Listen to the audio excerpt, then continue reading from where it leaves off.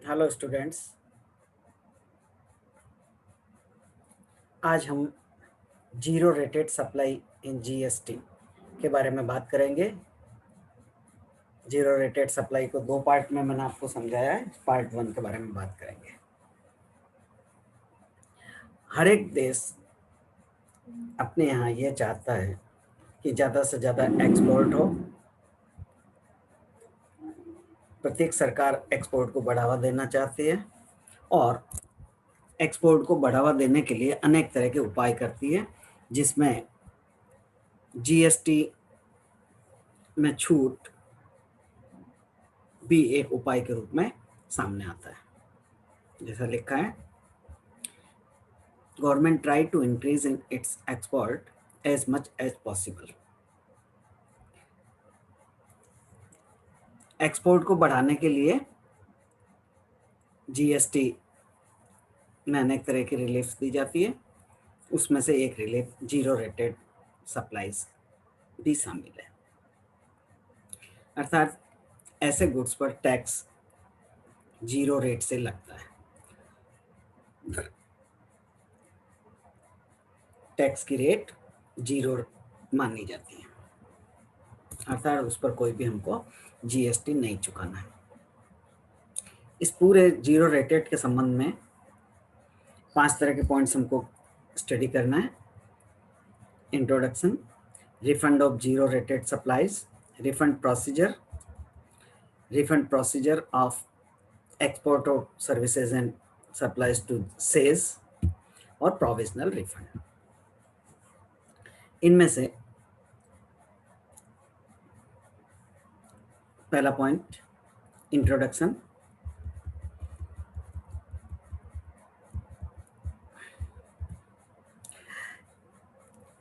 यदि कोई registered dealer अपने माल या सेवाएं या दोनों का एक्सपोर्ट करता है या स्पेशल इकोनॉमिक जोन में स्थित कारोबारियों को सप्लाई करता है, तो ऐसी सप्लाई पर जीरो रेट से टैक्स लगता है। टैक्स की रेट जीरो मानी जाएगी। मीन्स ऐसे माल पर जिनको हमने एक्सपोर्ट किया है, ऐसी सर्विसेज जिनको हमने एक्सपोर्ट किया है, उस पर कोई टैक्स नहीं चुकाना है, जीरो रेटेड सप्लाई मानी जाएगी। और अगर ये सप्लाई सेज में स्थित यूनिट्स को की गई है, says means special economic zone, जहां पर विशेष सुविधाएं देकर एक्सपोर्ट बढ़ाने का काम किया जाता है, उन यूनिट्स को अगर माल का सप्लाई किया तो वहां भी जीएसटी जीरो रेट से लगेगी। मीन्स कोई जीएसटी दे नहीं होगा। एक तरह से इसे हम टैक्स फ्री सप्लाई भी कह सकते हैं। लेकिन ये टैक्स फ्री सप्लाई अनेक तरह की हो सकती है, जिनके अलग अलग नाम से पुकारा जाता है। जीएसटी एक्ट में इनको अलग अलग नाम दिया हुआ है और दोनों इन सब में थोड़ा थोड़ा माइनर डिफरेंस है। अल्टीमेटली टैक्स उन पर नहीं लगता है। क्या क्या स्थितियां हो सकती हैं,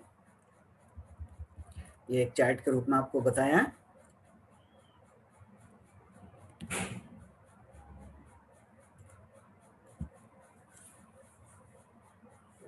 पहला, निल रेटेड सप्लाईज, ऐसे सप्लाई जो जिस पर निल रेट से टैक्स है। नॉन टैक्सेबल सप्लाई, ऐसे माल का ट्रांसफर जो कि टैक्सेबल नहीं है, अर्थात जीएसटी रिज्यूम में जिस पर कोई टैक्स नहीं दे है। जीएसटी जिन यूनिट्स पर, जिन माल पर, जिन सेवाओं पर लागू ही नहीं होता है। एग्जेम्प्ट सप्लाईज, एग्जेम्प्ट सप्लाई में कौन सी बातें होती है, कौन सी चीजें होती है जी जीएसटी रिज्यूम में तो शामिल है, लेकिन जिस पर जीएसटी एक्ट के प्रोविजंस के अनुसार उसको टैक्स फ्री घोषित कर दिया गया है।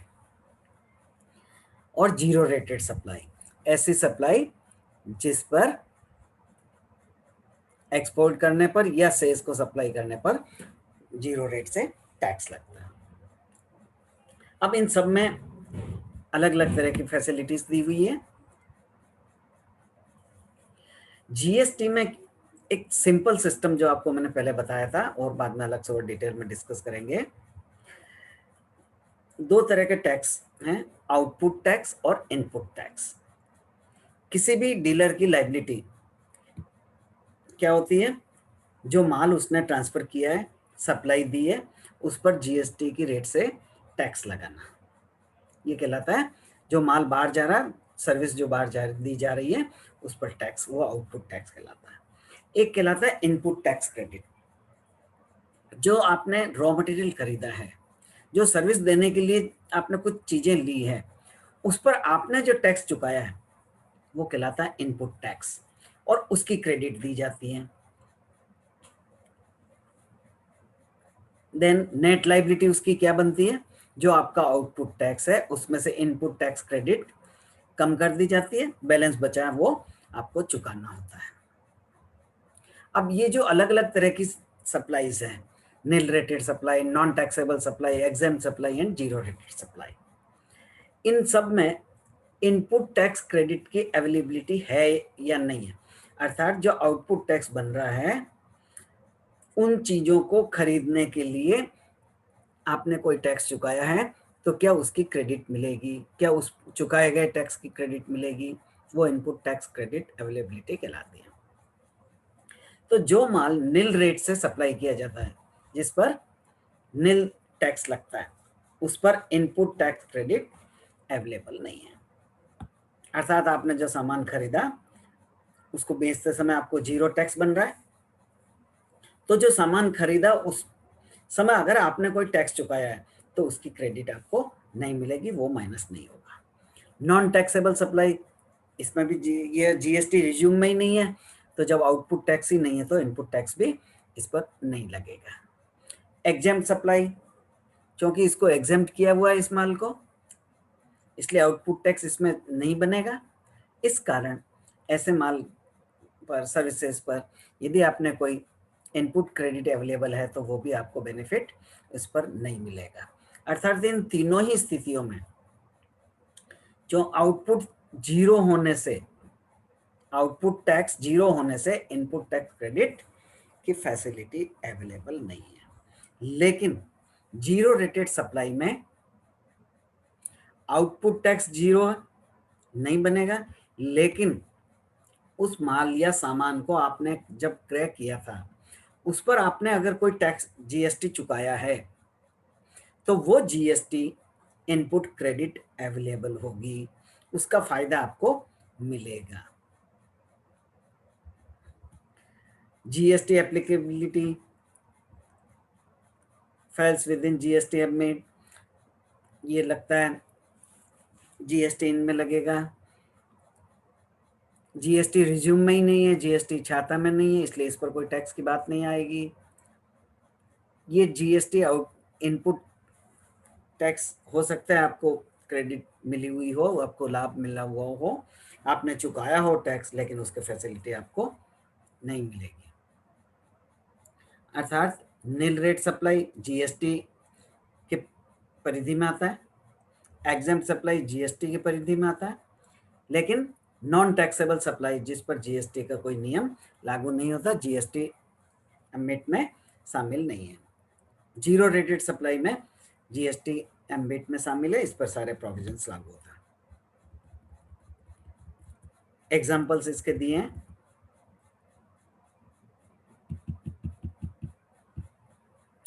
नील rated supply, hotel accommodation with tariff below 1000। Hotel में जो कमरे किराए पर दिए जाते हैं, यदि उसका रेंट 1000 रुपये से अधिक है तो जीएसटी लगता है, 1000 से कम है तो नील रेट से जीएसटी लगेगा। जीएसटी के दायरे में तो है, लेकिन नील रेट से टैक्स होगा, उस पर कोई टैक्स नहीं लगेगा। नॉन टैक्सेबल की सप्लाई का उदाहरण दिया है, supply of alcohol for human consumption. अगर आपने अल्कोहल, शराब इत्यादि की बिक्री की है, सप्लाई दिया है, तो जीएसटी के दायरे में ये नहीं आता है। Exempt supply, invert supplies from unregistered dealer. आपने अनरजिस्टर्ड डीलर से अगर कोई सामान खरीदा है, तो वो सप्लाई एग्जाम्प्ट कहलाएगी, उस पर कोई अलग से टैक्स कैलकुलेट नहीं किया जाएगा।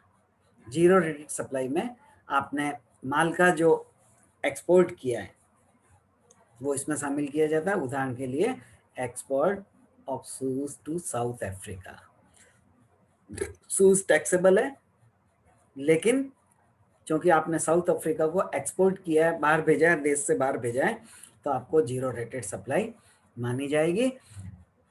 आउटपुट टैक्स इसमें जीरो बनेगा, लेकिन शूज को तैयार करने में जो रॉ मटेरियल आपने लिया है, सर्विसेज कुछ ली होगी, उस पर यदि आपने टैक्स चुकाया तो उसका बेनिफिट आपको इनपुट टैक्स क्रेडिट के रूप में मिलेगा।